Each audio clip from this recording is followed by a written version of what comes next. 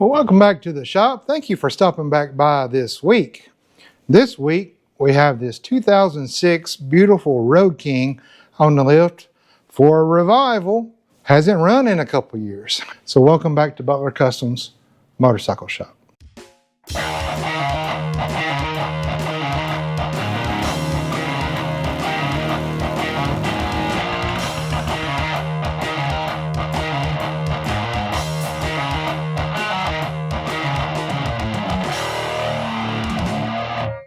Now you might be asking, as I did, why is something this nice not been ridden in over 2 years? Well, the reason for that is that the customer, who is a subscriber of ours, was going through the standard tune-up, oil change, things like that. He always cuts his oil filter open and he found little orange specks in his oil filter. This is an 06, the last year of the cam chain spring tensioners. In 07, they upgraded to the hydraulics. And actually in 06, in the dynos, they upgraded to the hydraulics. Tested them out, I guess, on the dynos. They did great. But any Houston house, he did not, he just stopped. He put it in his garage and said, I'm going to get to it one day. And one day turned into, a couple years, as it often does as you get busy. So we are not only going to be reviving this, but we're going to be changing those tensioners out. One of those, while you're in there, is we're going to be changing out the cam bearings, the inner cam bearings as well, that sets up in the case, those little roller bearings. It's a good thing while you're in there, just go ahead and do it. We are going to try to use the stock lifters and the push rods. Also, I noticed some brakes, so I got him some brake pads. We'll be doing that. We got the good James gasket kit for the cam, tensioner replacement, and some new tensioners as well. Whatever else we find along the way, because it just hasn't been ridden in so long. Yep, no, nothing, it's dead. So we're going to be going through this. I don't know what's inside the tank. Don't know how the injectors are. It's the Delphi. We'll see. It's going to be a fun time together. Now, when attacking the cam tensioner, there's 2 ways to do it. First thing you want to do is pull the push rod tube up and inspect and see what kind of push rods you have, because that's going to determine how you go about the job. Now, if you have adjustable push rods in there, then great. You just adjust them all the way up, slide them out of the lifter cover block, and then you get right into your cam chest. If you have solid push rods, there's 2 ways to do that. If you go by the manual, you're going to get into the top end. You're going to take the rocker covers off, the box is off the top. You're going to get into there, pull the push rods up, of course remove the tank. Then you can, once the push rods are out, you can get in there, pull the lifters out, and open up the cam chest and take the oil pump and cam plate off. Another way you could do it that saves you a lot of time, so it'll save you a lot of labor, is you can get the push rods off lobe so that they're spinning, and you can take bolt cutters and cut them in 2. Then bring them out, buy you some adjustable push rods, and go back in there. You never have to take the tank off or the top. You don't have to get into the motor. But the customer thought about it, debated about it. He wants to do it by the manual so that he can change those breather filters in there and just kind of inspect. How do the rocker arms look? How does everything look kind of just on the top there? So we are going to be doing this going in from the top, so it's going to be a fun experience for us. Now, to even get access to the cam chest, we're going to have to remove this exhaust. So to do that, you take your bags off so you can get the exhaust, the mufflers off. Then you got to undo the exhaust. You got brackets over here for a Road King.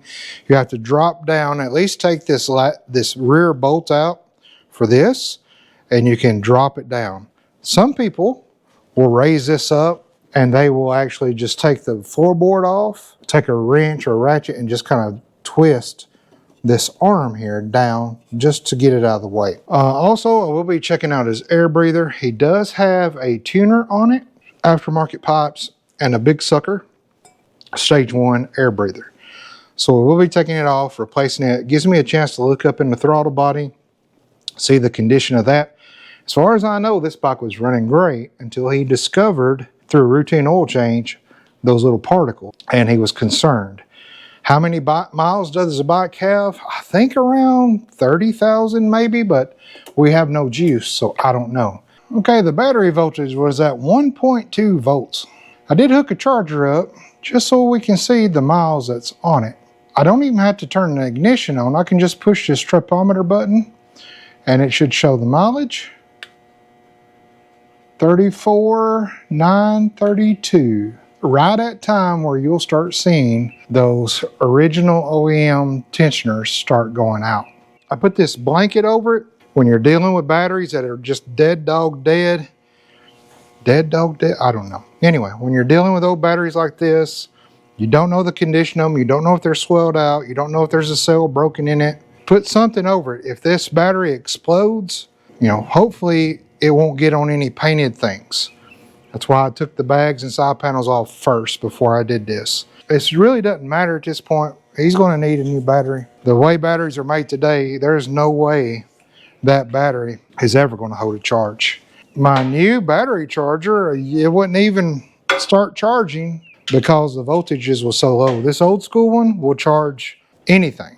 I mean, hook yourself to it, it'll charge you. I really don't even want to run this thing in the condition that it's in. So I'm just going to go ahead now and pull the battery out, and then we can start removing this tank.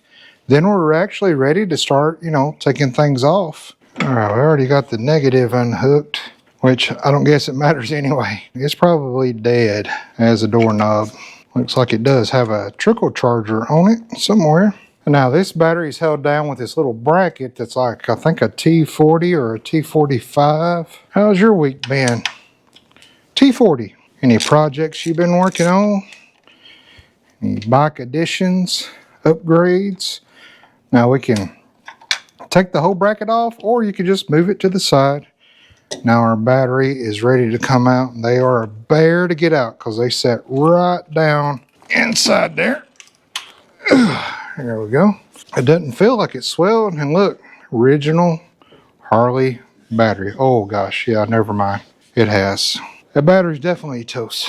I'm glad we just hooked it up to see the mileage on it. Probably having to put a battery in the key fob as well. But those last, a pretty good while. All right. So we got to get to this tank here. Phillips head here, 1/2-inch bolt here. And then the tank has a bolt back here.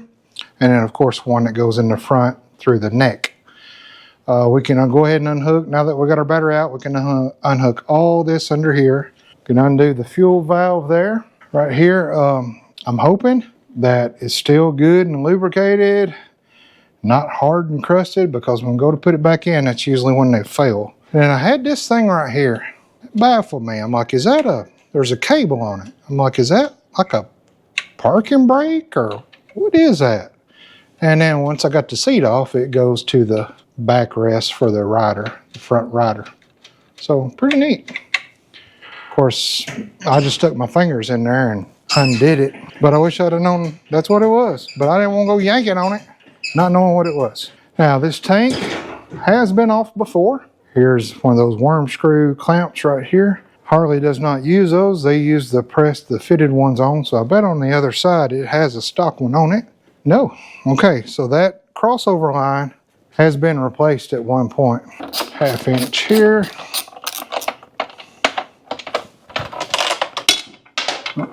Let's go. Put right in the battery tray. What about that? Then we got this Phillips head right here with a big old chrome washer on it. Now this can raise up. It's probably going to be stuck. Yeah, it was. And now we can get to the guts in here. I can lay it on the side over here and you can get a good view of what we're going to be unhooking. All right, several things going on under here, but don't let it scare you. That's your main ignition here. That's just for the speedometer. This is your odometer trip button. You got to unscrew here to get out. And these are known to fall to pieces. People push them in too hard and they'll actually crack this housing here. I've replaced many of these. You've got this right here for the center lights. High beam, low beam, neutral, oil light, turn signals, all of that. So we'll do that. I want to go ahead and take this little knobby-de-doo out so we don't lose it. Okay. The ignition you want to be careful of so you don't break it. You got to pull a tab up here, kind of rock it back so it stays open, and do the same back here. You'll probably have to keep going back and forth a little bit. You don't want to break these tabs off. And we are dealing with a bike that's now, gosh, almost 20 years old. Can you believe that? An 06 is almost 20 years old. 19, at least. There we go. And then this will only clip in one way. It's got little cutouts that'll only let you clip it in one way. So you don't have to worry about getting it confused. All right, now we've got our speedometer up here. Kind of the same as the ignition. It's got a little clip on the side. You'll pull up and one on the other. And you'll wiggle that out and that will come out. Now this is free to set somewhere safe. Now we'll have a vent breather up here for the tank. Now hopefully we won't have to get into the tank at all, but you do have this breather line and you've got the fuel pump and a sending unit connector here. So now with this off, all this can just lay over here out of the way. That's all we have to do on top. Now we're just got a bolt back here for the tank and one up in the front goes through the neck. So I want to go ahead and try to wiggle this, push this up very gently, take this out. It is pretty corroded, so I hope the O-ring goes back in okay. You know what? Fuel doesn't smell that bad. It does not smell like old fuel. Hey, we might be in luck inside the tank. But we're about to see because we're going to drain this out. All right, we'll get our T40s back out. I think I left them out here. No, I put them back. I got to stop doing that. I guess it's a good habit. Always put your tools up when you're done, but I wind up walking 3 miles every day. But that's good too, I guess. Yeah, T40. Now, since we're going to be working on the cam side, taking the cam chest out and all that, I want as much room on this right side of the lift as I can. So everything I'm taking out, bolts and such like that, I'm going to, for the tank and stuff, I'm going to put it on the other side. That way everything over here is going to be cam related. I'm going to go ahead and put this on here. This just kind of slides into your center console and holds it. And I did misspeak. This does not have one long bolt running all the way through the neck. It's got 2 bolts. Now, they're T40 bolts, but they do have a head on them. I believe a 9/16 head as well. So I'm just going to go ahead and loosen these bolts up. And when I go back to torque these, I'll probably not use the T40 bit. I'll probably use the 9/16 or 1/2 inch. I think it's a 9/16 on it. All right, those are loosened up. Now I should be able to raise this up.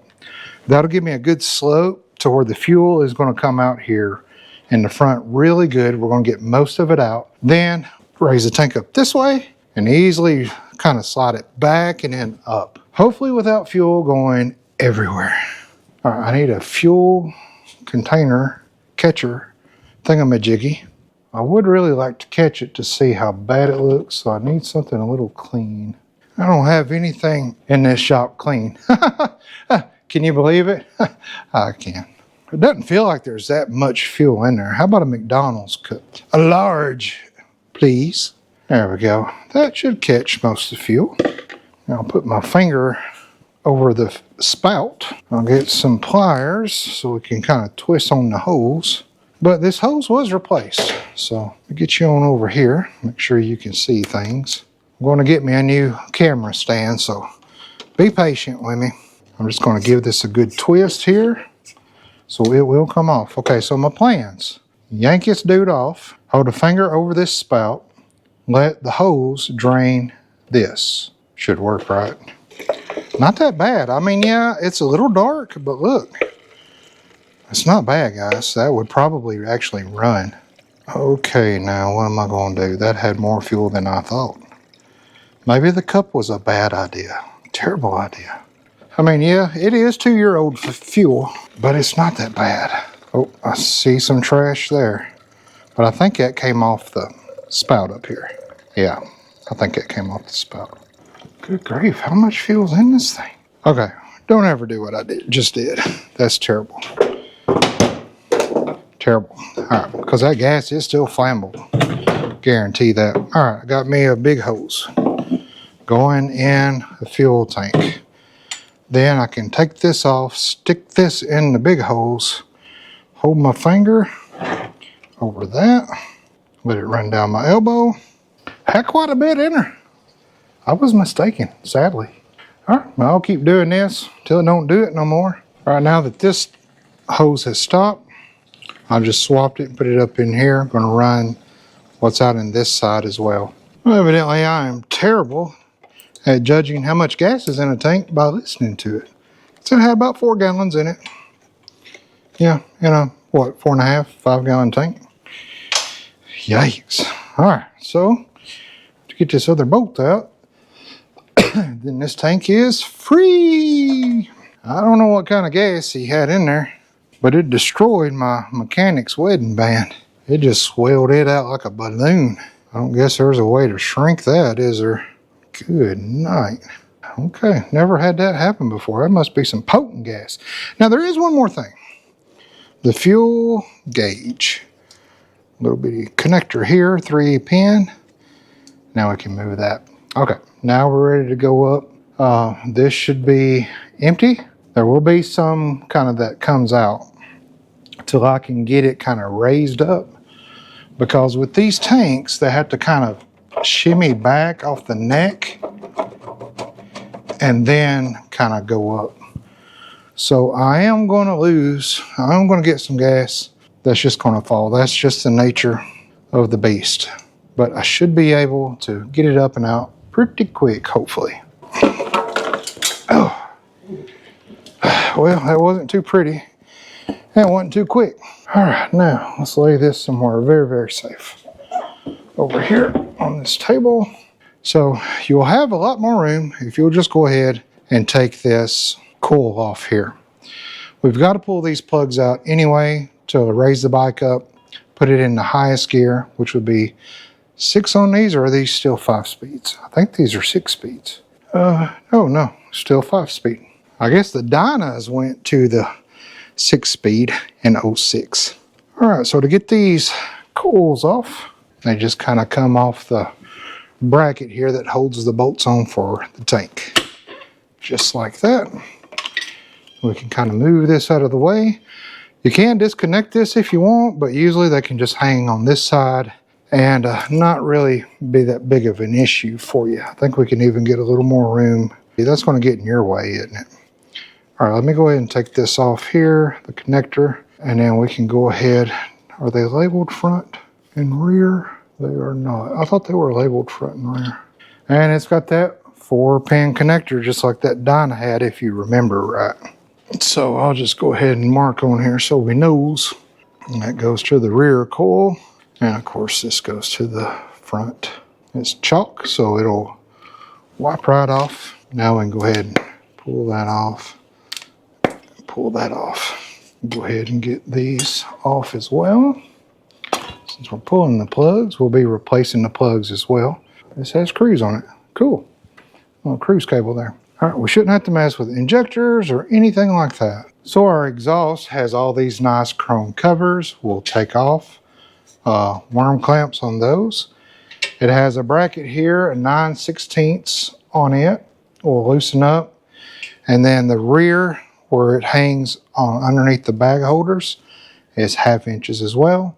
On the heads are 1/2 inches. And so we'll just start taking apart piece by piece.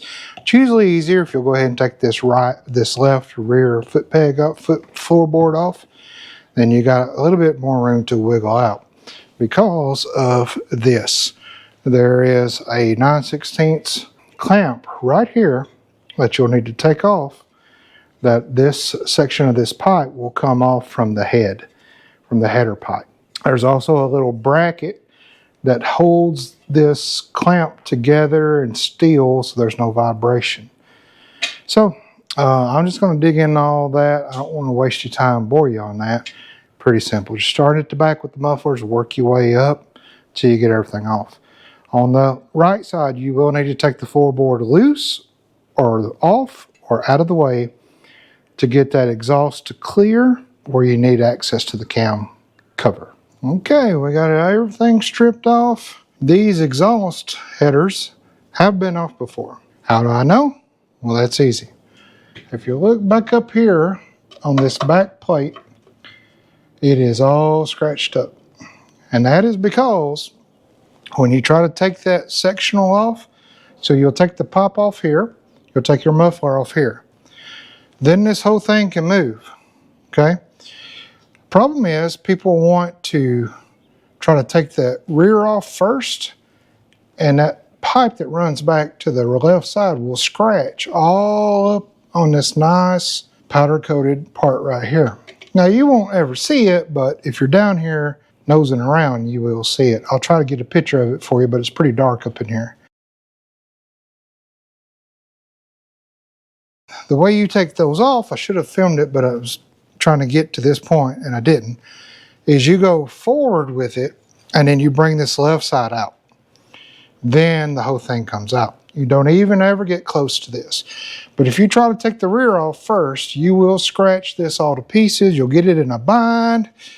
You won't know what, don't do that. So always go forward here, take this left side off. It'll come right out easy as pie. So when we go to put it back in, I'll try to video it for you. I'm going to go in with the left side, the front first, okay? Then bring this in and bring it all the way back and then get this on up in there. So you'll see how it goes in, just do that in reverse. I did go ahead and take the air breather off. I did opt to just take the floorboard off. Took a big croissant wrench on this little tab that holds the floorboard on and just beep, it went right down out of the way, because to get to the bolt back here on the floorboard is a booger. Then you got to worry about torquing it, and a torque wrench will not fit up in there, at least mine won't. So anywho's and hows, we are ready now to start doing motor work. I'm excited. I love two things. I love motor work and I love wiring. Love it. Where do we start on this? Well, first thing, we want to pull these push rod tube covers and pull them up so that we can inspect our push rods. Then we want to jack the rear wheel up, get it in the highest gear, which on this is a 5-speed. Then it's easier to rotate the rear wheel till we get off lobe on either wherever we want to start. If we want to start on the front, if we want to start on the rear. Personally, I like to start on the front because it's easy to get to. I can do that, and then, you know, I kind of know how things come apart on the rear, because the rear is very tight fitting to get to. A little bit easier on the twin cams, but really, really hard on some other bikes. So what we want to do is pop these covers off. It's just a flathead. Pull this down a little bit. Pop that off there. Go ahead and get this other one as well while we're getting them. Pull that down as well. Be careful of your fins. We'll do this over here. Pull that down there. Pull this over here. Pull that down there. Now we can raise our tubes up, and as you can see here, maybe not, hope you can, these are solid push rods. Okay, this one is, I can turn it, it's off lobe. This one back here, get up here. Okay, it is on lobe. So this is our intake in the back, our exhaust here in the front.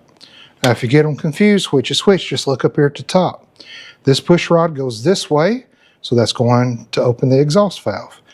This push rod goes this way, that's going to open the intake valve. So that's how you know, and then same on here. Front is the exhaust, rear goes up here is the intake. Get these up here. Since I'm going to start working on the front, the exhaust is off lobe, and my front intake is almost off lobe, but I want to make sure I can spin it just as free as this right here. I'll try to put a chalk mark on there for you so you can actually see me spin it. That kind of helps visually. Try to get a little bit more light in here too. It's awful dark over here on this side. I'm gonna grab me some rubber bands and grab me some paper clips. Hold these up. I'll mark these so we can watch them spin. I'll lift the rear tire up, put it in 5th gear, and then we'll try to get these off the lobe. So we'll take a rubber band with a little paper clip. I want to open that paper clip up to hook that up. And ow, stick that up there. I'll do the same for this right back here. Now that holds them out of the way, and now we can watch them as they rotate. Okay, I'll try to zoom in there for you. I don't know really how much you can see, but I marked there, a little cross there, so you can see I can spin this. There's no up and down lash, but there is side to side. Now this one, if I grab it, I can spin, but it's not spinning nothing like this. And this one should kind of spin a little bit more. Now these are made to actually spin, you know, how they're designed. They'll actually spin on the lifter and the rocker arm. So let me get it up. I'll put it in 5th gear. There's 5th. I am going to go, I have to pull the plugs out. That'll make it easier to rotate. Should be a 5/8 on the plugs. Plugs were not in there tight at all. Harley plugs. Do you guys run Harley plugs? Do y'all like them? Personally, I like Champion. Or if you got it, you know, if you got it tuned well, I'd go with NGKs, Iridiums. But Champion makes Iridiums too. I don't know if you knew that or not. They do, they do. Looks like it's tuned well. There's the front plug here and the rear plug here. There's that nice toasty look we want. Looks pretty good. Now there was some fuel where I tried to remove the tank and failed miserably, but we did. So that's what that is. That's not oil. So that's running really good. The tuning on it is really good. Okay, now I know we are good to go ahead and take the rocker arms off because there is no tension now on the whole system in the front. And that's what we want. So now we can go ahead and start up here. We'll take the cover off. Now there is a torque sequence to the cover. And because of that, I like to undo them in the opposite of that torque. And I do little quarter turns maybe at a time because look, you can warp these and they'll never seal right again. So be very careful with these. I've seen so many people do these cam tensioners or new cam bearings or new lifter jobs, and they always just kind of zip these down, never torque them or over torque them or don't do the sequence, and they're warped, and then they'll leak. They'll leak all down here, they'll leak over here, they'll leak down here, and then they're like, well, let's fix it. Well, usually you have to replace these. So be very careful. These are 7/16, I believe. All right, so I went ahead and wrote the torque sequence on the heads, on the covers, and I want to go opposite. So 6 here, 5 here, 4, 3, 2, 1. Quarter turn at a time to 7/16. There. There. There. And of course we're going back with the good James gaskets. There. And then once these get loose, then we can go ahead and just zip them out. Now that my bolts are raised up, they're off tension, I can go ahead and run them out. I want to keep these in so I know the bolt's going right in the same hole. As far as I can tell, it's a completely stock motor. Of course, we don't know about the cams yet. It does have a tune. Looks like it's a stage 1 tune, so it wouldn't be any cams or anything. I'm just hoping when we get in there that, you know, the lifter tensioner or the cam tensioner failure didn't damage anything else. My concern would be the oil pump. Okay, so those are done. Get a little rubber mallet and just give it a little love tap. These have been on here a good minute. Probably going to find OEM gaskets underneath. I just want to vibrate it until I hear that change in sound. Then I know that seal is indeed broken.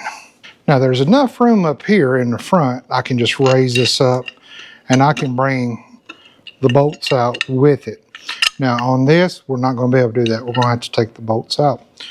And now we can look down in here, and she has not run in a while because she is bone dry up here.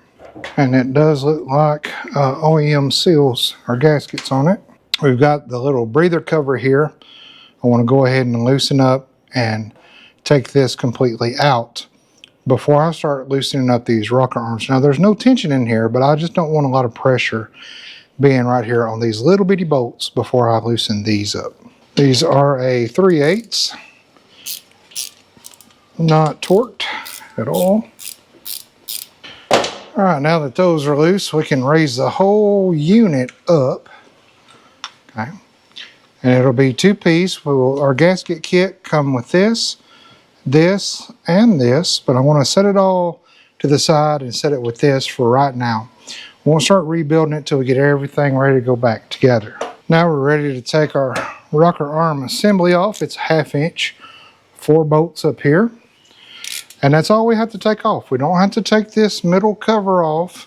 We can leave it alone because once we move these out of the way, we'll have room to run our push rods up and get them out of the bike. So what I want to do is just a 1/4 turn at a time here. And I'm just going to cross over to the front. I'm going to cross over back here to the rear. I'm going to cross over back here. These do feel good and torqued, so that's good. I'm just going to keep doing this till pressure is off. Now I'm going to go ahead and use a gun to back these off.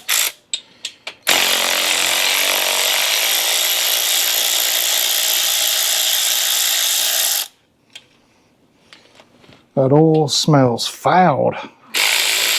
Ooh, it's old.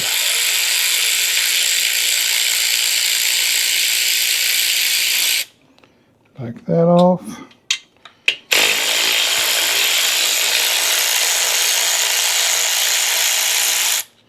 Back that off, and this last one.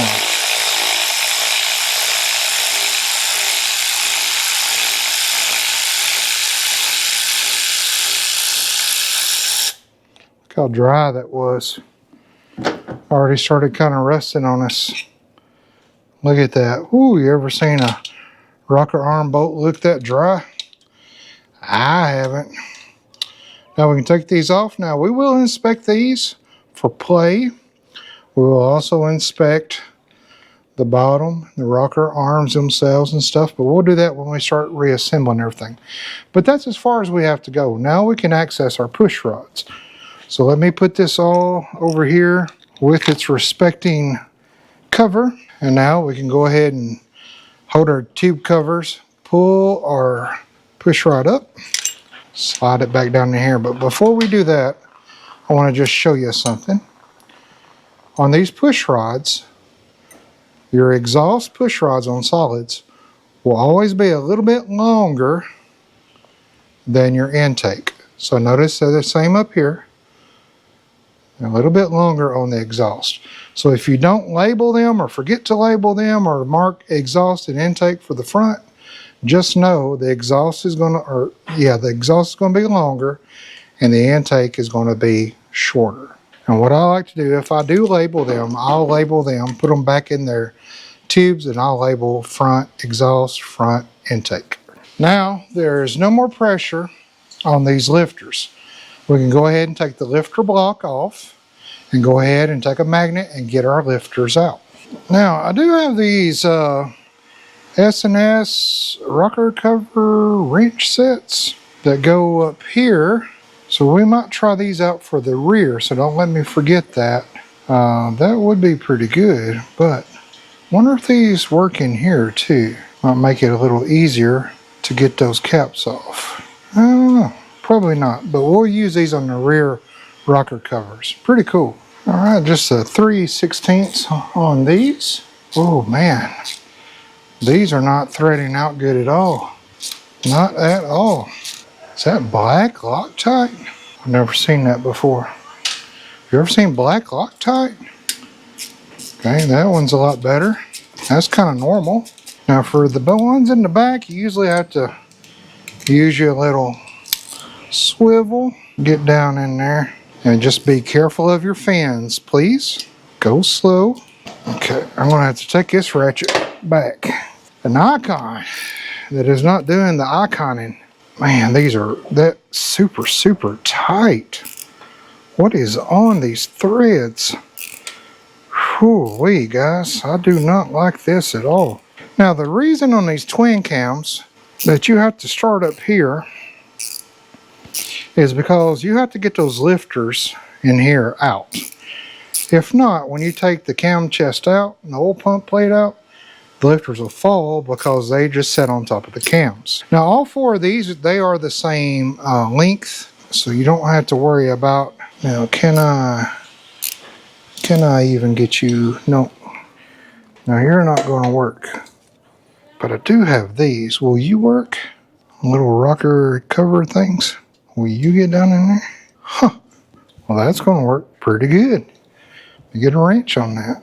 Well, that worked out good. Those little rocker cover wrenches fit right down in here. It's not on a fin. There's enough clearance here. Get a 5/8 on here. Shoot, look at that. I like that. That makes it easy. Feels like this one is got that goop on it too. Of course, I got to be careful. Then I won't be able to get that out. Dadgummit. Well, that was a fail. Okay, can't use that. Gonna have to use the old faithful shaved off 3/16 Allen wrench. Oh, it's about to come a storm. It has stormed more this year. I'm gonna move to Florida. Any of y'all got room down there? We can open up a little bike shop on the beach. I bet there's tons of them down there. If it didn't have that daggum goop on it, that sealing on it, wouldn't be so hard I could turn it out with my fingers. But when doing this, you want to be careful of your fins here. Now these are a whole lot more sturdy than like a shovel head fin or pan head fin or even the Evo fins. These are a lot thicker. But a broken fin stands out like a sore thumb. All right, now that that's off, you just take this little rubber mallet. Keep your finger in here so it don't go flying into your fins. There we go. Because if they've been on here for a while, they will be stuck. You've got an O-ring in here. Now, with the twin cams, they did away with the metal washer in there. They kind of built it into the cover. There's the metal gasket there. And now we can see our lifters. Now, you can take your favorite shop tool. You can lift this retainer pin up that keeps the lifters locked in so they don't twist on you and run sideways and cause a catastrophic failure. Now what I like to do, so we don't get them mixed up, because this has been running on the exhaust lobe, this has been running on the intake.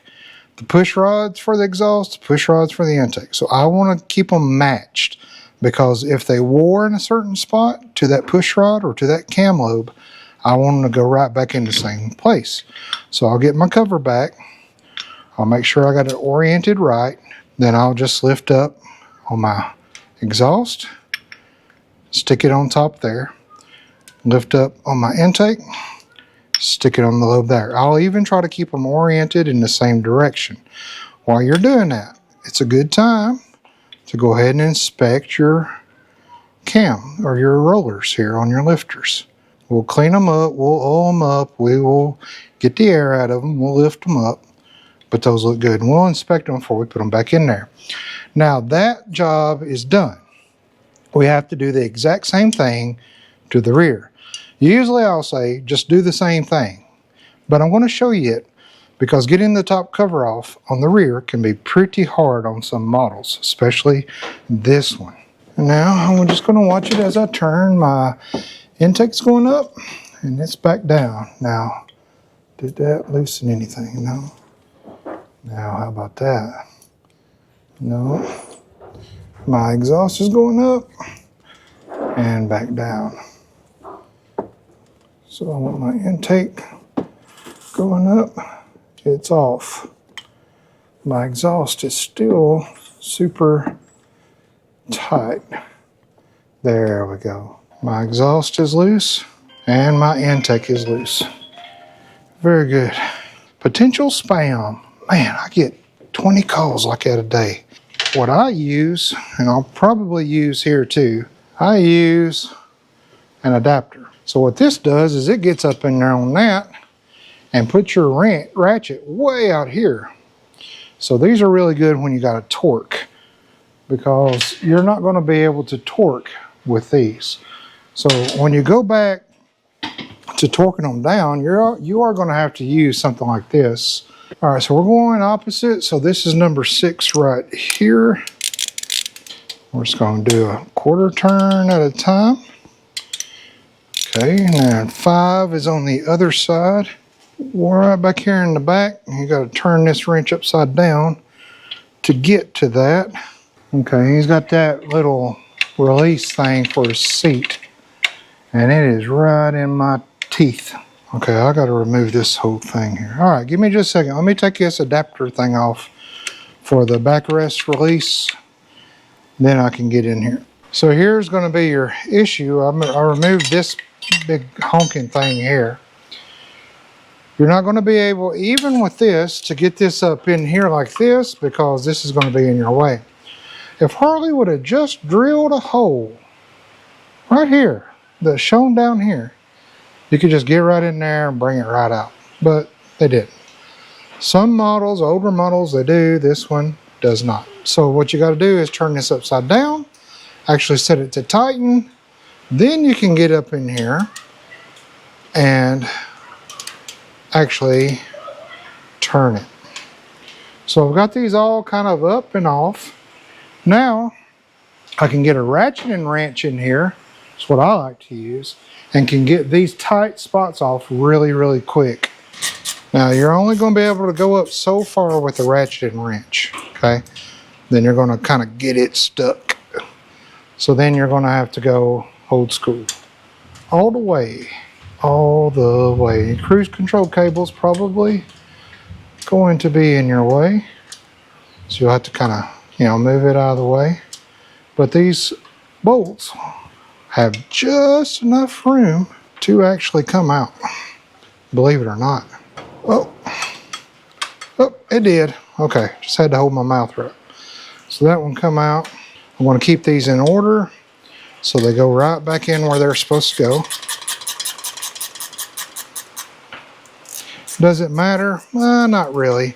Your bolts back here, of course, are going to be shorter bolts. The one on the other side are going to be longer. Now, as the frame goes down, it actually gets wider. So this right here is actually your tightest spot. There we go. Let's see how much longer these are compared to the ones on the other side. All right, we'll mallet this. And then we'll lift it up. And it should come out that way and out this way. OEM gaskets, metal gaskets. Now I'm going to slide these back in here. Set this over here safe. Look how dry that top is. We'll oil it up good before we put it back together, that's for sure. We'll take our 3/8 here. Not tight at all. And for the one back there, we're going to have to use a ratchet and wrench, 3/8, to the feller or fellette that invented these ratchet and wrenches. Oh, I'd love to give them a big handshake. They're so nice. Now, I can't remember if this bolt comes all the way out or not. No, it does not. Okay, so this is going to have to stay, because I don't think it comes out. Maybe it does. Yeah, I guess it does.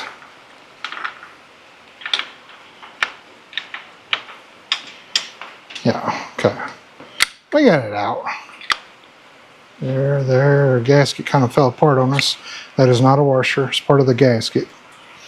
Put that there. Set this to the side. And this is really why he wanted to go in the top, just to change out the filter, which actually looks pretty good. And go ahead and change out the butterfly under here and all the top gaskets like that. Now we're ready for our rocker arms, which are, what, 1/2 inch? Is that what we decided? Is that what we concurred? Since we're on a ratchet and wrench kick, we'll just do a 1/2 inch ratchet on this, 1/4 turn. Go do the one in the front over here. Then we'll go ahead and do this one. And we'll do the one in the back. You can also put a torque adapter on there as well if you don't have a ratchet and wrench on it to put on it. Yeah, so see, I've already got gaps here, so I think I'm good. Just go ahead and loosen them up. The threads feel good. They feel normal. Okay, now these rear rocker arm bolts, you'll want to loosen them. You'll want to pull them out of the thread hole, but they will not come out of the rocker arm assembly. So you want to pull them up, make sure they're out of the hole. Then we can move the whole thing this way. Okay, now these can come out. We'll go ahead and take these out. Now we can kind of finagle. I got my intake here off of the arm. Let's just take it up through the top. Like that. And then bring this out. Now my exhaust, I can do the same. I can raise it up. Raise this arm up out of the way. Bring it up right through there. That's my exhaust for the rear. Whatever that is they put on there, some kind of sealer. It is tight. And you know, twin cams usually do not leak from the rocker or from the lifter covers. They're usually really good, you know, machine surfaces. Because I remember we can't use this much because then we can't get it out. That's about all we can use on it. And I gotta go old school. Gotta go with the IKEA tools. And word of advice, when you're using Allen tools, make sure you get that head of the tool down in there good. If not, you'll round it up and booger up the head on that bolt, and then you're in trouble. How in the world would you get that out? I don't know. I don't want to find out. Do you? There we go.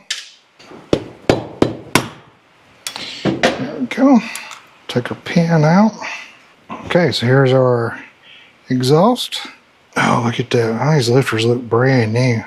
These lifters look really good. And then there's our, let me go put the exhaust up where it goes. And these lifters look really, really good. Real good. Just normal, you know, wear. They're not pitted. They're free. There's a little clicky clacky side to side. Not too bad. Now, after all that, this is free to take off. Not only can we take the cover off, but also the oil pump cam plate. And we can see what's going on in there. Now you will lose oil out of here, so get you an oil pan, put up under there to catch all that. This is an 06, so there's nothing in here. Now there is a torque sequence to this and torque specs, but according to the manual on disassembly, just crisscross. And this comes off. Now there's nothing going to fall out of these, so you don't have to worry about that. These do not feel like they are torqued anywhere close to being tight. That one did. That one did. Yeah, that one didn't. But this one, I think I got them all loose now.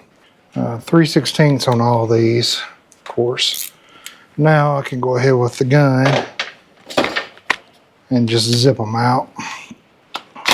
Now these will be I think 1 1/4 inch long. So the cam covers bolts will be longer than the bolts that are in the cam holding the cam plate on. They're all the same size, but if you mix them up with the cam assembly bolts, then you're gonna cause trouble in that case. So keep them separate. Keep these bolts we're taking out separate from the bolts we're about to take out. Now, this is ready to come loose. Of course, it's been in there a while. Oh, hit you right in the head, didn't I? There we go. Should come off in. There we go.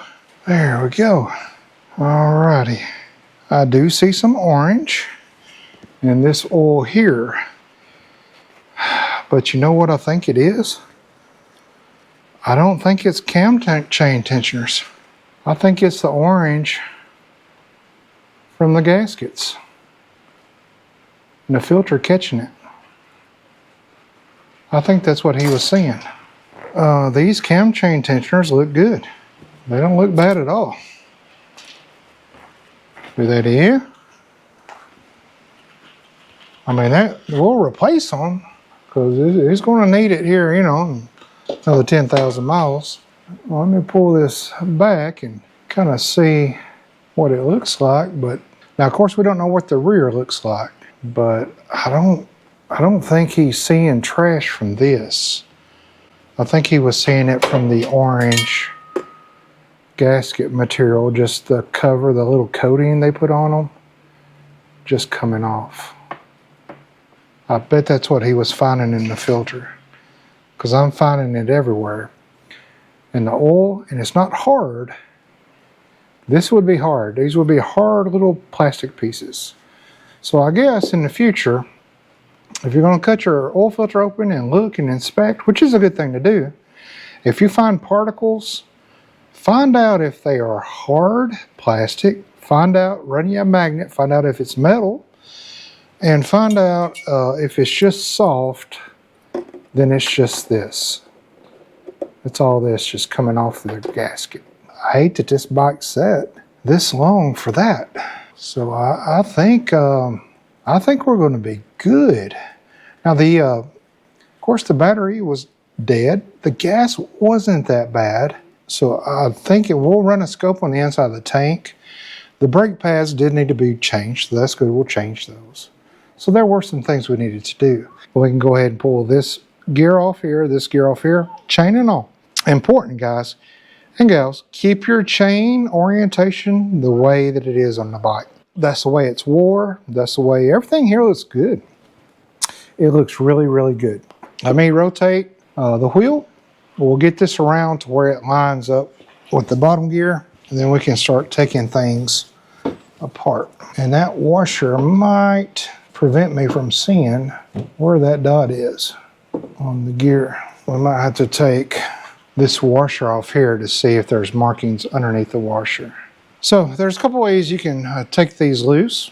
You can get you a little tool to fit in there, but usually just with the impact, they'll come right out. They're not torqued hard. Now, when you do go to torque them, you're going to need something to lock this in, which I have a little rubber thing that goes in there. Well, I guess it's hard. I don't know what it is, but anyway, it holds it, keeps the gear, locks the gears in so that you can torque these down to where they need to be. Well, it's just right there before I've got it set. Let's pull this back and let's see what this shoe looks like. Now, we won't be able to see the inner shoe, but we can at least see this shoe. Okay, so I got a little tool here. Of course, you can put just kind of anything you want because you're replacing them anyway. Take you some vice grips and grab it and pull it back. I've just got this kind of fancy little tool here. Pull this back, and I'm going to take this pin and throw it right in there. Now all the tension's off this chain. Now we can see our shoe. Guys, this shoe looks good. This shoe hasn't even, it's barely started to pit. I mean, if you took this to Harley to inspect the shoes, they'd say they're good. Now we are going to replace them. So to keep tension on the chain, I'm going to take this back out, put that in. Maybe our rear one looks a little worse, so that way we can kind of justify what we're doing. I got this little locking tool here, 1/2 inch and 9/16 maybe. Yeah, 1/2 inch on that. Yeah, and a 9/16. On some model twin cams, they're the same bolt head, but here at least they've got them a little bit different. Now I'm going to use the impact on it, even though I got the lock tool in it, just because I think that helps break it free a little bit easier and doesn't really, put a big strain on my tool here.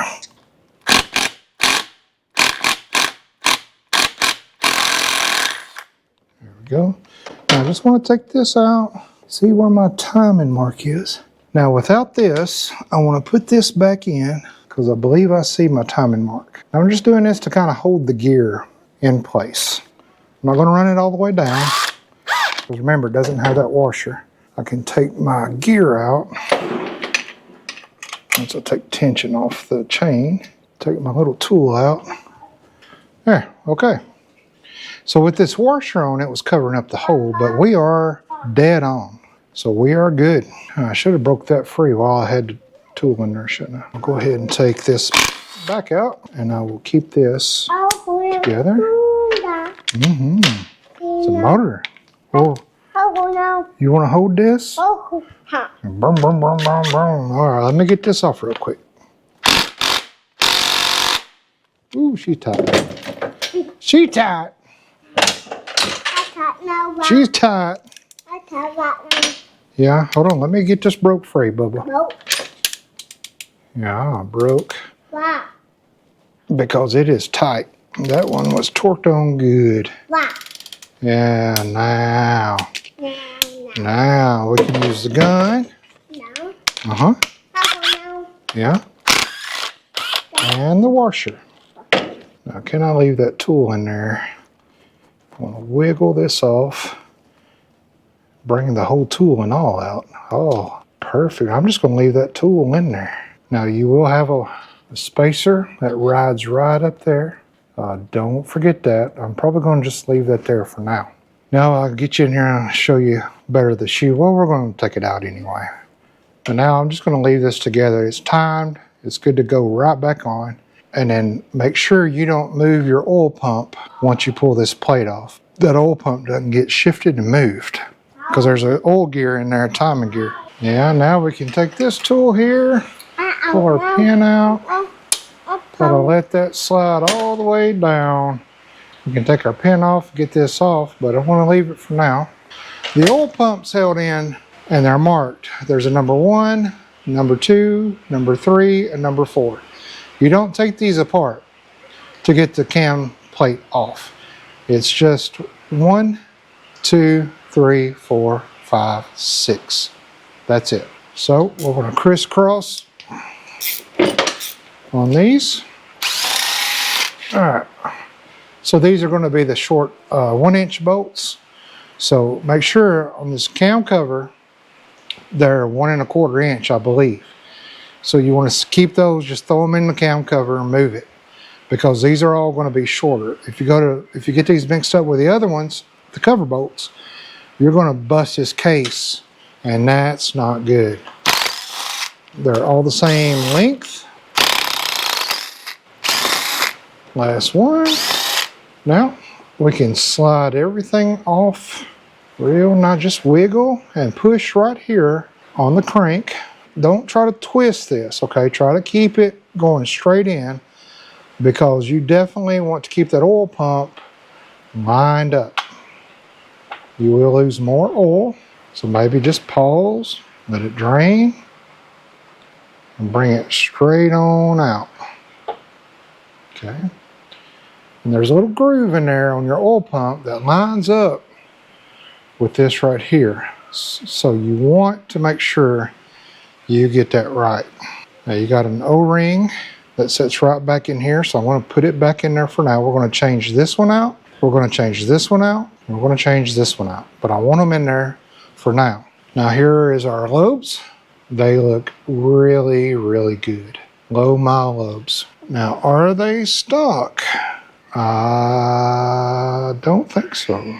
I will have to look these up. I don't think they're stock. I've never heard the bike run, so I don't know. But the rear tensioner, how does it look? About the same as the front. So in case you didn't get a gander at the front tensioner, there it is. So it hadn't even really started pitting. There's a little bit of pitting starting. And there is a good lip on it. So, you know, here in about 10,000 miles, he'd have been doing these anyway. And that's about 40,000 miles is about all you get out of the OEM stock cam chain tensioners. So, you know, we needed to do it anyway. Did he have to do it? No. but he needed to do it. Now don't forget this big spacer that goes right there. I'm going to set this over to the side.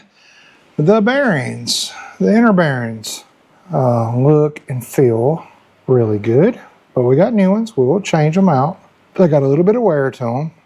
We'll go ahead and get those changed out. But I want to stop here for the evening. It's my anniversary today, me and my wife's. 26 years of blissful marriage.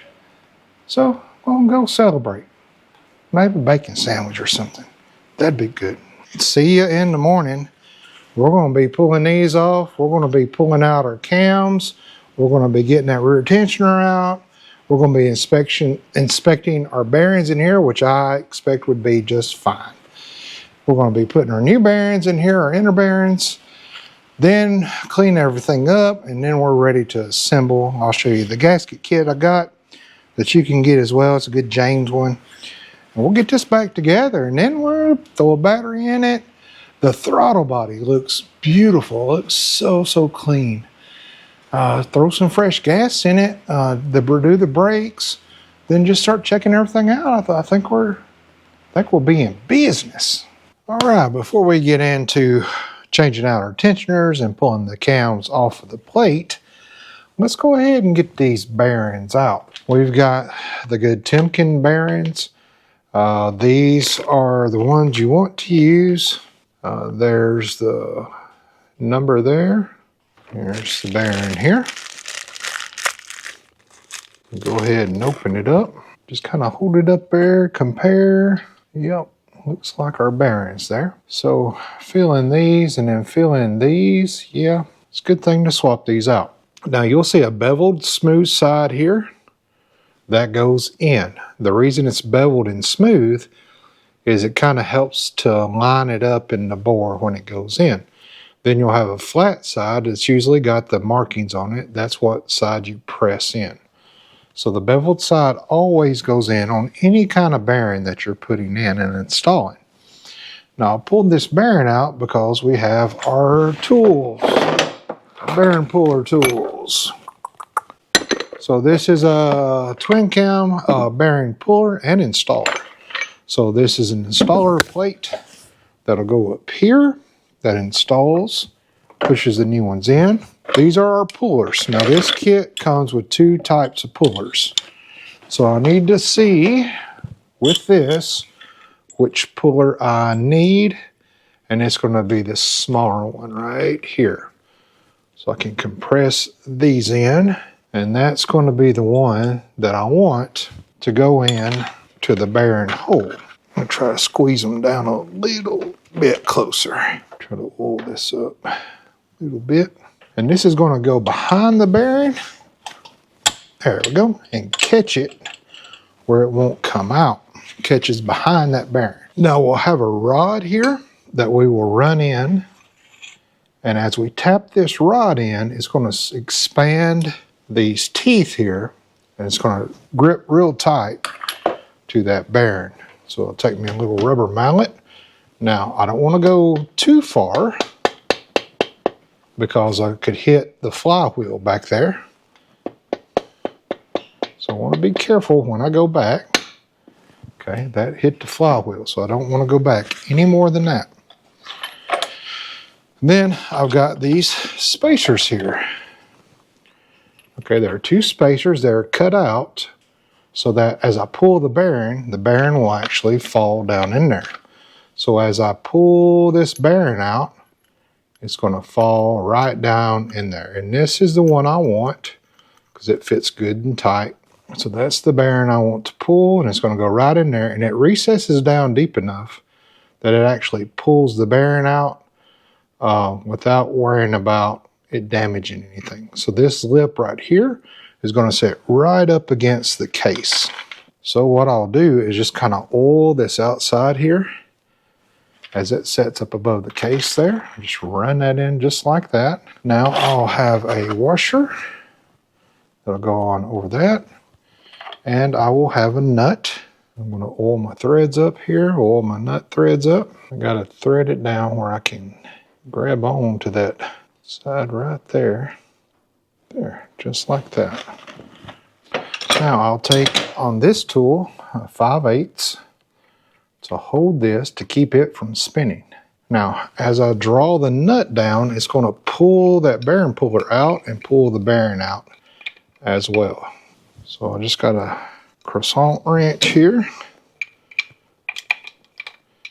Just want to pull on there. And then I'm just going to go down a little at a time. I'm going to pull this bearing nice and slow. You'll feel some big resistance, but go slow, and then you'll feel it start to move on you. And then it should be smooth sailing all the way out. Just little turns at a time. Usually you can kind of get to the point you don't really even have to hold this here. Yeah, see. But you don't want to put a gun or nothing on that.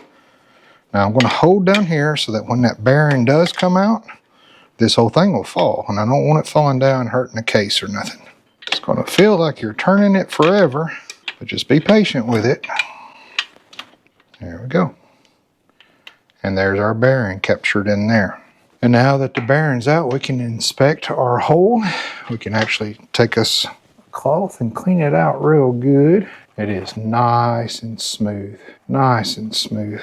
So I just took me a little 1/4-inch extension to knock this rod out from here.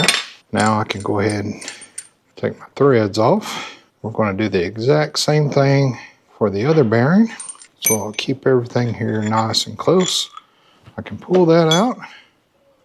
And then there is my bearing. So it is a little wiggly. It does. The needles are moving around quite a bit. Compare it to the new one.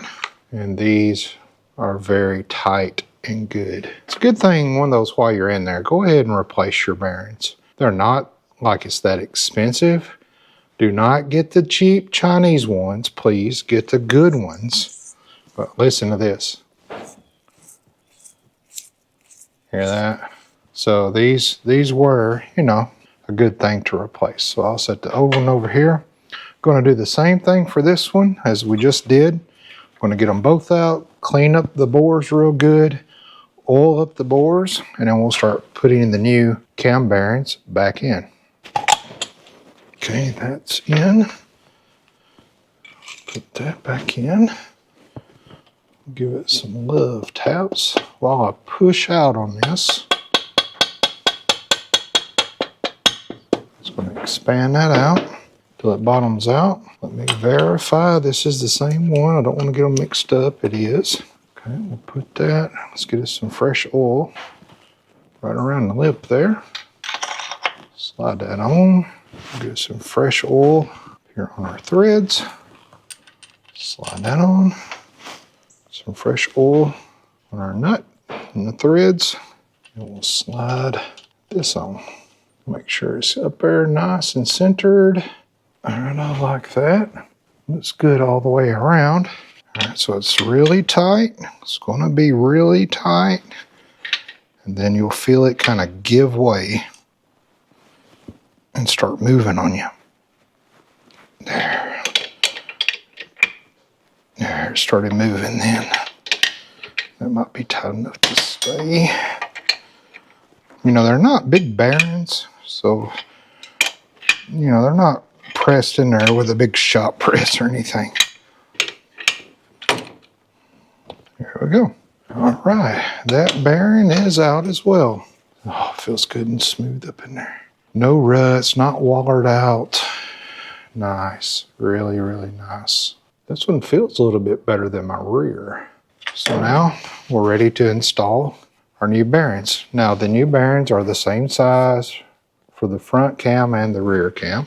Put some fresh oil on there and then just rub it around that race where that bearing is going to set. Go ahead and do both of them because once you get the plate up there, it's kind of hard to get your fingers up in there. I wish it was labeled front and rear, but it's not. Probably will mark on here so I don't have to guess. But if you hold it up and make sure your bolt holes line up and your bore lines up, then you will know exactly where it goes. But if it was marked, some come marked, it'd be a lot easier. So I might just take a metal scrape or the tip of my most favorite shop tool, my case pocket knife, just scratch an F here and an R there. That would really help me out. But that's where it's going to go.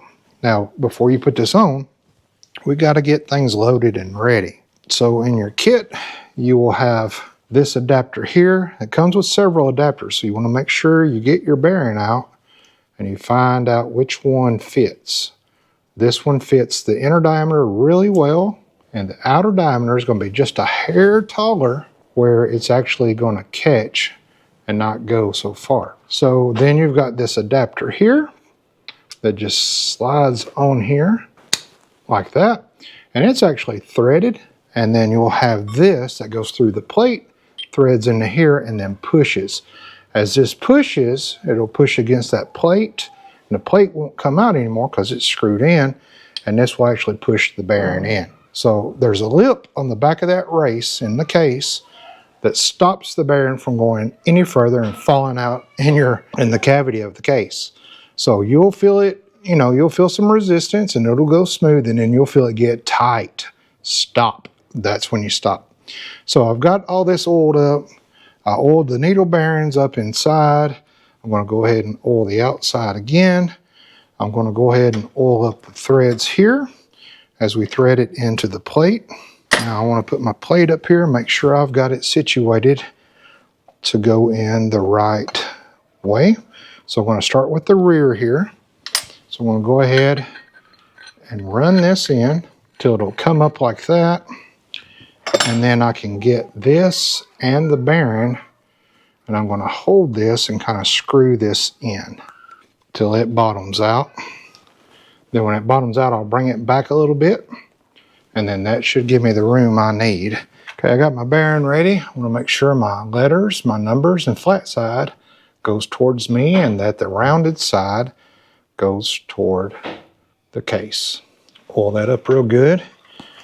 Now I'm just going to set this up here real nice and easy and go ahead and get my plate locked in. The kids are back from the grocery store. It sounds like they're having a rough time. Oh my goodness. Now these screws have thumb screws on them, and that's for a reason. You don't want to torque these down or wrench them down. You just want that plate up against this face here so that it won't come out as you push in. That's all you're doing. So just finger tight. It's nice and flush on both sides. And I can look down in here in this little slit here, the light, and just verify that as I turn this in, I am indeed hitting that hole and nothing is out of alignment. Never trust your tool that much. Okay, I'm going towards it. Okay, that's getting tight. Looks like it's hitting the bore there good, and underneath we are good. Okay, looks like we're lined up good, ready to go. Three-quarter inch on this. Do not use a gun. Don't use even a ratchet, because you want to feel how this is going. I like to just go nice and smooth. You can take your time and do a little turn at a time if you want. You can even stop along the way and check to make sure it's going in good. But I can see by the threads here, and it's even marked here, about where it goes in and stops. Now, if I felt any kind of resistance, I would stop immediately. That means something isn't going in right. The last thing you want are those needles, that bearing coming apart, and those needles going down in your case. That would be bad. All right, I'm getting about to where it usually bottoms out on me. You'll feel it get really, really tight. Right there. That's all I want right there. And it's right at my mark. And it looks like we're good. So now we can just back this off. And then this will pull out. And I can go ahead and loosen these up. Move this over here. Do the same thing over here. Then our cam bearings are installed. This tool, this puller and installer, is not much at all. I have it on my Amazon store. There will be a link down there in the description of this. You're welcome to get one for yourself, because if you go to have this job done, you can just buy the tool yourself and then you have it. There we go. Now our bearing is in there nice and flush. Our needles are rolling around. It is exactly where it should be. Very good. So I'm just going to unscrew this while I hold this and move it to the other side. Okay, we got our numbers going out. It goes in there. Our round part's going to go in. Now we're ready to go. Just nice and easy. We'll set it up there.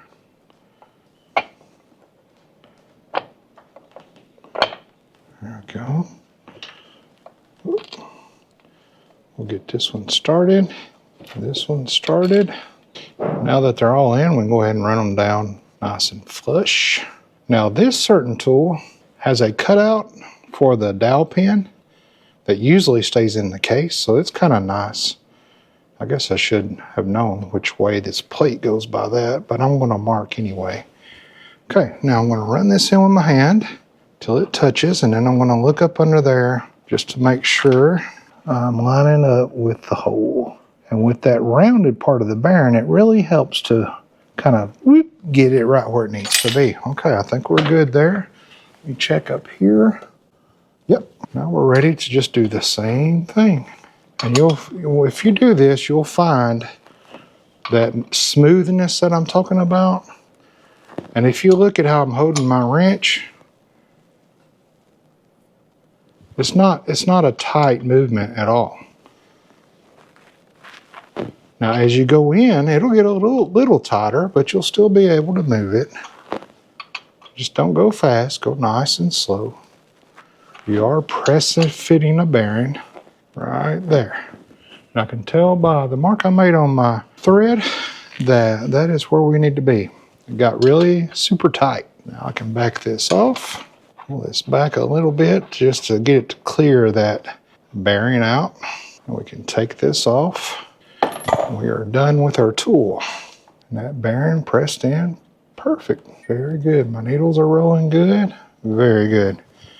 Very, very happy with this tool. And if you keep them oiled up, keep them put up, keep them in the box, they'll last you a long, long time. And this is by no means like a Jim's or a Harley Davidson or anything.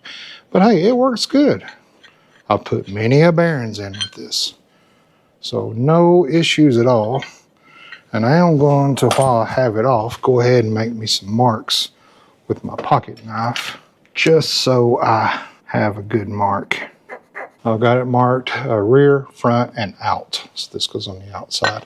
And there's a little hole I was talking about for the dowel.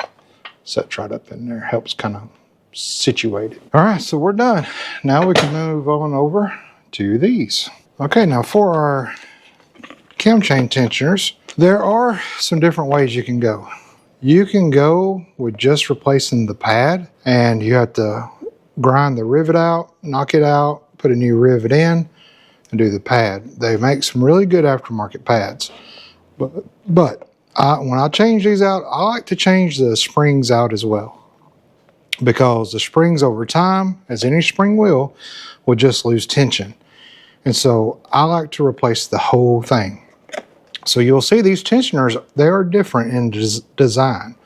One's got a little hook on the end. That's for the one that goes in the back for the inside. And then this one right here with just the oval end goes on the outside. So you'll see primary chain tensioner. And then on this, you'll see secondary cam chain tensioner. We can go ahead now. This is loose. We'll just take this little clip out. These do not come with new clips, so try to save on it if you can. If not, replace the clip if it gets too damaged. But usually I just reuse them after I spread them and take them out. Before I put them back on, I will spread them, again. I'll crimp them in and then put them on and then crimp them again just to make sure they're on there. But these are pretty sturdy clips. There's not a lot of, pressure going this way. They just kind of keep them held on. Pretty good design, except for these springs, They went to the hydraulics the year after this bike, and that was a really good upgrade. And I think they have kept them ever since, even in the Milwaukees. There we go. So I got the clip off. As you see, when you get them off now, you'll deform them. But you can just take you some pliers or maybe even your fingers and push it right back in there just fine. So now with that off, I know you couldn't see it because I had to lay it down there. Now we can just pull this up. So it's got this long thing, goes right down in there and right on that. And then this goes back, all the way back there. Now because we are changing out this rear one as well, we're going to be pulling these cams. There is a tool you can buy that does it without pulling the cams out, but we want to pull the cams out just to inspect the bearings in here as well. So I'm going to leave this off for now. Just set it out of the way. Now you can get a good bird's eye view. So it was starting to pit. It does have some lip on it, so these new ones will be a lot nicer, but I'm not going to install it just now. So we are going to go ahead now. I've got this pulled back, and we're going to actually press these two cams out. Now you'll find that one cam's not really pressed in at all. The other one is. So really you'll just push on this cam. They'll both come out with the chain, and that's important. Try to keep the chain on there and keep it in the direction it's going. We've already inspected our lobes. They are really, really nice lobes. I need to still do some research about what kind of cams these are. So to get these cams out, of course, you'll pull back on your inner tensioner here, as we have. We got the pin in.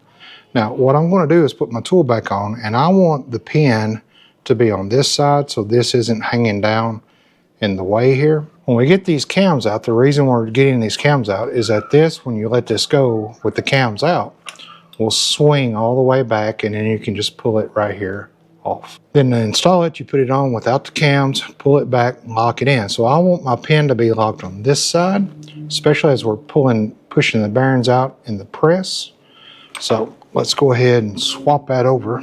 Now you can also replace this guide, but as you can see, this guide looks like almost brand new. They rarely ever give you trouble. Now you will have to remove it to push this cam out. So you just squeeze it carefully and just pull it out. And then remember, this goes up. So this will kind of ride up over the cam there. It does not go down this way, which you'd think it would to clear this. Nope, it goes up like that. We've got a clip here that holds this cam in. Then we can go over the shop press and we can actually press this out right here. Now, before you go pushing on this, after you take this clip out, there's still something you got to do. There is a plate, a retainer plate right here that runs around the neck of both cams. And a little T screws. They're a little bitty, so when you go to tighten these down, be careful. I've seen these snap off, so be careful. But you got to take these out before you press this out. The actual clip, the retainer, will not come out until you get these cams all the way out. So just take the bolts out. That's all you got to do. It won't fall out. It's impossible until you pull the cams out. Then you can get it off. These are actually T20s. Just put in there. And see, they're not tight. They're not as tight as you think they are. And when you get them out, you'll see why. They are teeny tiny, almost like little bitty screws. See how thin those are? Now that plate is free. And as you'll see, you can't get that plate out. Okay? So it's not going to come out until you press the bearings out. Then you can take it out. So don't forget to put this back. This plate actually holds the cams in so that they do not, ride in on you. We can go ahead and get this clip right here off. It's a little bit bigger hole, so I think I can take this in here. And I believe I have to take my pocket knife and grab the back of the clip as I spread it and bring it up. I believe that's how I do it.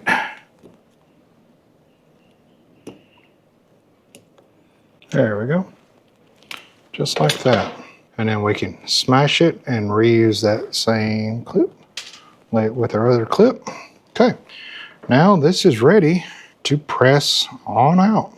It'll actually press out of this bearing race right here, this inner part of the bearing. So we're going to get us a socket that's going to fit right on here, not over it, not small enough to go down in here, right on this lip. we'll fit over that, and then we'll put our press on there.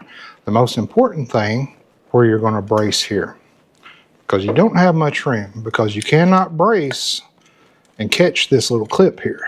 If you do, then it will not, the bearings, the cams won't come out because this plate's holding them in. So we got to make sure the plate's down out of the way of where we're going to brace at. So let me look up in the manual so I can tell you right about where to brace. According to the manual, we are going to support, move this out of the way, we're going to support right here, and we're going to support right here. And then we're going to press. I've got the clip out already. I'm going to press here a little, come over and press here, just kind of go back and forth until these just kind of come out. You want to hold the bottom so the cams just don't fall and land on whatever table you're working on. I'll come back over here. I can't take you over there. I got just too much stuff in the way, and the camera tripod is broken and all crazy, so I'll pop it out real quick and bring it over here. Then we'll go ahead and start taking this off. Now, a couple things. These are torqued when you put them back in. 20 to 30 inch-pounds. So we got to be careful when we torque these back. If you want to mark your chain here so you'll know what orientation in case the chain comes off. I'll kind of hold it on the chain part so the chain never comes off. But if it does, you might want to mark with a paint stick or something so you know which side this chain is oriented. It's important to get the chains in the same orientation as how they've been riding. Cams came out good. As expected, these roller bearings look really good. The ball bearings look really good. There's no side and side on them. These are good, really good bearings. Take my little tool again, just to relieve a little bit of pressure. I'm gonna pull my pin out. Now this, if I can get my tool off now. Good night. Well, what in the world? There we go. Now this can come all the way back here, and this inner cam chain tensioner was pretty bad. So it was on its last leg. It was about to start coming apart on him. So, good catch. Was not probably what he was seeing in the filter, but what did it have, 35,000? That's about right. So here's the cams. Here's that retention plate here. It'll only go on one way, but I try to kind of keep it on, where it should be. I want to keep my chain in the right orientation, so I'll leave it on here. So here's the cam here. The gears and the teeth look really good. Teeth on the gears look good. The lobes look great. Good cam. Real good cam. And of course, we'll set timing on these. Okay, there's our timing marks right there. That looks about right there. I think if I went one more over, it would be, yep, that's not right. If I went one back, that's perfect. If I went one back again, then that's off a tooth. So put it back. Those two line up really well. We'll run a straight edge across there just to make sure, but I think those are timed. So right there, there's timing marks down here on the gears and on top as well that correspond. So yeah, if you look down here, yeah, we're dead on right there. Okay, so these are timed. I'm gonna try to keep them together if I can before we press them back in. Now let's get this snap ring off of this. Can somebody please invent better snap ring pliers? Please. There we go. Now with that out, this can slide right up. Now we'll get our new one. We'll put it right back in the hole. Right down like that. We'll get our snap ring. We will compress it. Make sure it's going to fit on there good. Put our finger over it. Load it up. Snap it right back on. Then I'm going to go get some needle nose and just kind of crimp the ends back together just so I know that's on there good. There we go. Now I'm going to pull up on it sure that's on there good, and we'll lock it back in place. How do you go? There we go.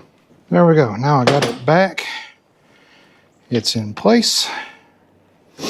Now we're ready to go back over to the bench and put our cams back in. That's all it is. There is a tool you can buy where you don't have to pull your cams out to change this rear. However, it's a good thing to do it because then you can inspect if there's any play in this roller bearing or this needle bearing here, the ball bearing or this needle bearing. You want to replace them. You want to press them out and press them back in. These are good, so no worries there. Now usually these come out with the cams, but these did not. Sometimes they do, sometimes they don't. So let's go put them back in. Okay, we're about to finish up this revival on this 2006 Road King.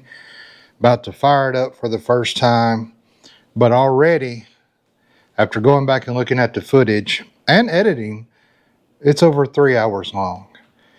So I'm going to have to break this video up. Nobody's going to sit and watch 3 hours of me. What? Ain't nobody got time for that.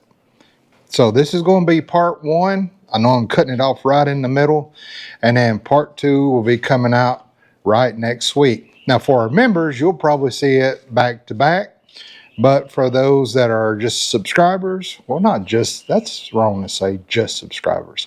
But to those of you that are awesome subscribers, you'll see it the week after. So thank you so much for coming along with me on this journey. Kind of a step-by-step of how-to for cam chain tensioners, cam inner bearings, and a revival. So tell your mom and them I said hi.